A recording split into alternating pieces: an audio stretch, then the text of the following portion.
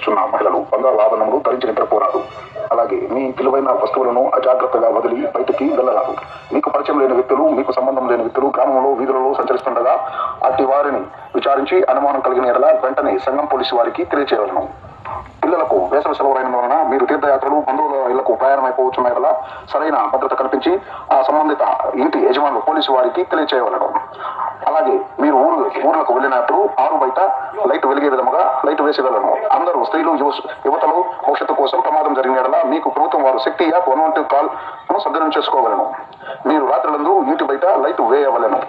సదరు విషయము జాగ్రత్త పాటించి సంఘం మండలంలో ఎటువంటి నేరములు జరగకుండా మీరందరూ కూడా మీ తోడ్పాటును అందించగలగా మా SP ji Shri Krishnakanth IPS sir వారి ఆదేశాల మేరకు మా సర్కిల్ పరిధిలో ఉన్నటువంటి 3 మండలాలు సంఘం, చేయల్ల, ఏఎస్పేటలో ప్రతి గ్రామంలో ఉదయం పూట సాయంత్రం పూట తిరిగి ఎండాకాలంలో దొంగతనాలు నేరాలు ఎక్కువ జరుగుతూ ఉంటాయి.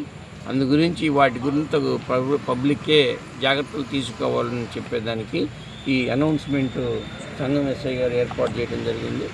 ప్రతిరోజు మన మండలంలో ఉన్నటువంటి ఈ 33 గ్రామాల్లో ఉదయం పూట సాయంత్రం పూట పబ్లిక్కి వినపడేటట్టుగా జనాలని అక్కడ పోగు చేసి వాళ్ళకి సమ్మర్లో దొంగతనాలు ఎట్లా జరగకుండా నిరోధించాలనే విషయం మీద జాగ్రత్త తీసుకోమని తెలియజేసేందుకు ఈ కార్యక్రమం ఏర్పాటు చేసింది.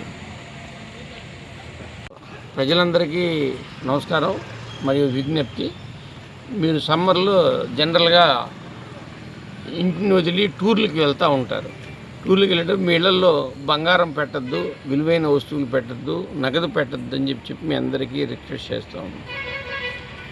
సో అట్లాంటిది ఏదైనా మీ విలువైన వస్తువులు ఉంటే బ్యాంకుల్లో లాకర్లు ఉంటాయి, వాటిల్లో భద్రపరుచుకోమని చెప్తా ఉన్నాం. అంతేకాకుండా రాత్రిపూట మహిళలు మెడలో చైన్లు వేసుకొని ఆరు బయట నిద్రిస్తూ ఉంటారు.